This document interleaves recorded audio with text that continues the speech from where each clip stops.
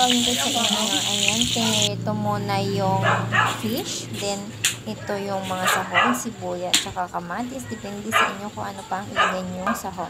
Then ito na yung ating fish, tapos na siya po ito, then yung kalahan na ginamitan natin, yan din ang ating gigisahan.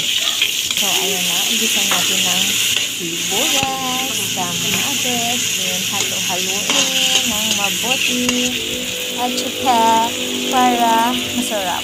So, ayan, nilagay na natin yung fish. Yung prinito natin kaninang fish, ayan yung nilagay natin dyan, guys. So, ayan, ilagay natin lahat.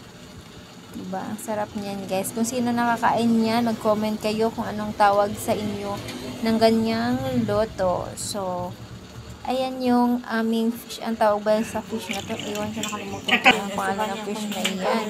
Nilagyan ng tubig. Then, ayan, umuusok na siya, guys.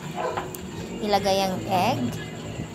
Ayan, nilagay pala tayo ng 2 egg dyan. So, ayan, ilagay lang natin yan. Ibuhos lang natin ng dahan-dahan para hindi siya kakapit sa isang lugar. Kaya ayan, i-mix lang natin yan. So, ayan na ang ating isang usok na lang at okay na, pwede nang kainin yan, guys. Ganlan lang siya lutuin.